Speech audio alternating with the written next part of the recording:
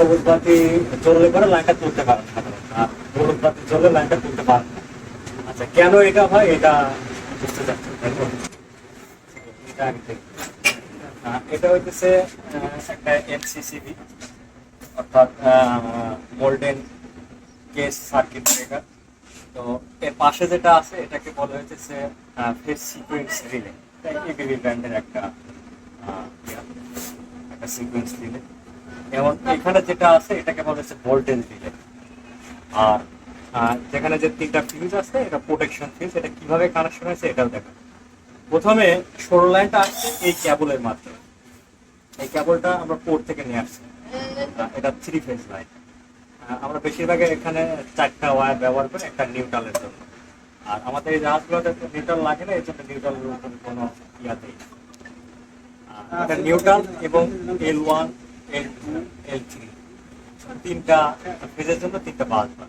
এবং একই বাসবার এখানে ইন হয়েছে।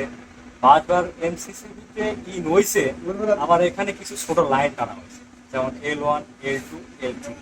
আচ্ছা, এটা হচ্ছে কন্ট্রোলিং লাইনের জন্য টানা হয়েছে। এই L1, L2, L3 প্রথমে এই লাইনটাকে এই ইয়াতে পাঠানো হয়েছে। প্রথমে লাইনটাকে ফিউজে পাঠানো হয়েছে। ফিউজটাকে এই লাইনকে প্রোটেক্ট করে এখান থেকে যে আউট যে লাইনটা বের হয়েছে এই লাইনটা এখানে আসি হয়েছে। দেখো এখানে দেখেন যে লেখা আছে L1, L2, L3। অর্থাৎ এই ফিউজ থেকে প্রোটেকশন আউট হয়ে এই সর্বপ্রথমে এখানে ইয়া করতেছে, ইন করছে। কেন? ফার্স্ট টাইম এইখানে সিকোয়েন্সটাকে ও দেখবে, হ্যাঁ, যে সিকোয়েন্সটা ঠিক আছে কিনা, ফেজের সিকোয়েন্সটা ঠিক আছে কিনা, অথবা কোনো ফেজ ফেল আছে কিনা, ও এটা মেজার করবে। কিভাবে মেজার করবে? যখন এটা এখানে দেওয়া আছে, এখানে দেখা একটা রিলে টাইপ আউটপুট দেওয়া আছে। রিলে টাইপ কাবা এখানে দেখা যাচ্ছে 11, এ পাশে 12, এ পাশে 14। তো সাধারণত এটা হইতেছে 11 এবং 14-র ভিতরে একটা এনসি টাইপের ইয়া থাকে, কন্ট্যাক্ট থাকে। এনসি অর্থাৎ এইটার সাথে এটার একটা শর্ট থাকে সাধারণ অবস্থায়। যখন তুমি এখানে পাওয়ার দেও নাই বা যে কোনো অবস্থায় নর্মাল যেটা কন্ডিশন। তো যখন ও সিকোয়েন্সটাকে ঠিক পাবে, অর্থাৎ ডেল্টা সিকোয়েন্সে, যদি সহজভাবে এটাকে বলতে চাও, ডেল্টা কানেকশনে একটা মোটরকে সঠিক রোটেশনে করা, অর্থাৎ ক্লকওয়াইজে করা, এইরকম সিকোয়েন্স যখন ও সেন্স করবে তখন ওর আউটপুট দেবে এত। মানে যখন ওকে কানেকশন করা ছিল নর্মাল অবস্থায় তখন তো 11 এবং 14, অর্থাৎ মাঝখানেরটা এবং এই পাশেরটা একটা ইয়া ছিল, কানেকশন ছিল, এনসি ছিল। যদি ও প্রোটেকশন ঠিক পায়, ও সিকোয়েন্স ঠিক পায়, তাহলে ও কানেকশনটাকে 14 থেকে নিয়ে 12-তে দিবে।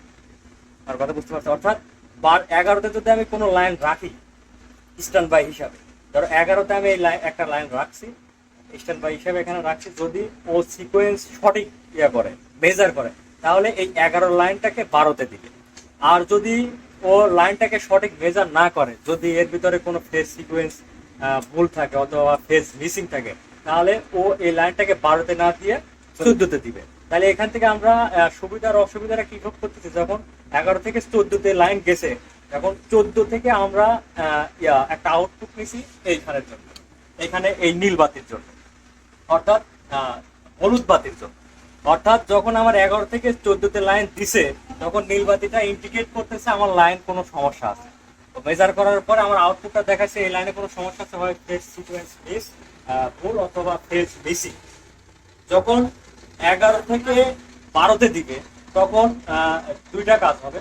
একটা হইতেছে 11 থেকে 12-তে লাইন দিলে একটা লাইন, এখানে দেখো 2টা ওয়্যার ইন করা, তো একটা লাইন দিবে ভোল্টেজ ইয়াতে, ভোল্টেজ মেজারিং এ, ভোল্টেজ রেগুলেটরে, এবং আরেকটা দিবে এইখানে। তো যখন 11 থেকে 12-তে লাইন যাবে তখন এখান থেকে ভোল্টেজটা মেজার করবে।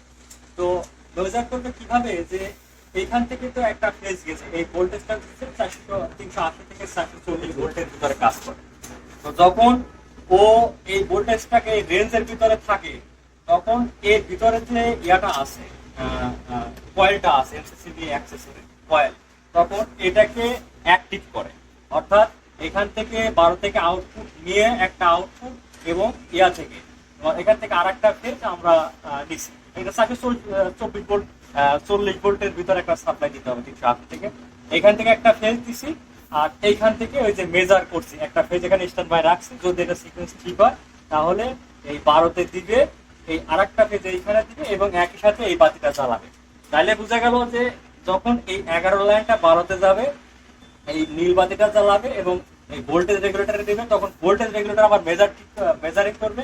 যদি ভোল্টেজ মেজার করে যে 380 থেকে 440-এর ভিতর ভোল্টেজ পাইছে, তাহলে এখান থেকে একটা আউটপুট দেওয়ার পরে এর ভিতরে যে এমসিসিবি অ্যাক্সেসর ওটা অ্যাক্টিভ করবে। অ্যাক্টিভ করলে তখন এই ব্রেকারটা তুমি তুলতে পারবে। এখন সাধারণ অবস্থা যখন তুলতে পারতেছো এরকম তুলতে পারবে, অর্থাৎ আমাদের মেজারিংটা ঠিক আছে। যদি ও মেজার করার পরে যদি আউটপুটটা ভোল্টেজ লো থাকতো অথবা ওভার ভোল্টেজ থাকতো, তাহলে এখানে রিলেটাকে অ্যাক্টিভ করতো না। আবার ও যদি সিকোয়েন্সটাকে মেজার করার পরে সিকোয়েন্সটা যদি ভুল থাকতো, ফেজ যদি ফেল থাকতো, তাহলে এখান থেকে আউটপুট দিত না। তাহলে ফলাফল কি হইতো যে এইখান থেকে লাইনটা তখন এইখানে না গিয়ে এইখানে যাইতো, আর এইখানে না গেলে বড় অসুবিধা কি হবে, ভোল্টেজ রেগুলেটর মেজার করবে না, রিলেও অ্যাক্টিভ হবে না, তখন আমরা পাওয়ার উঠাইতে পারবো না। আর এখানে গেলে তখন আমাদের শুধুমাত্র এই বাতিটা জ্বলতেছে, তখন আমরা বুঝতে পারতেছি যে লাইনটা ফল্ট আছে, অ্যাক্টিভ করতে পারতেছে না। তখন এই যে আপনারা ভোল্টেজটাকে ঠিক করেন, আবার ফেজটাকে ঠিক করেন, তখন যখন সবুজ বাতিটা চলে তখন এই ব্রেকারটা চলতেছে। তখন দেখবেন যে যখন এই কয়েলটা থেকে ট্রিপ করে তখন ব্রেকারের পজিশনটা আছে এই পজিশন। হ্যাঁ, সাধারণত বন্ধ করলে এই পজিশনে থাকে, কিন্তু যখন এটা ট্রিপ করে, যখন আমরা ট্রিপে দিই, দেখুন ট্রিপে দিলে পরে এই পজিশন, অর্থাৎ কয়েল এটাকে ট্রিপ করা যায়।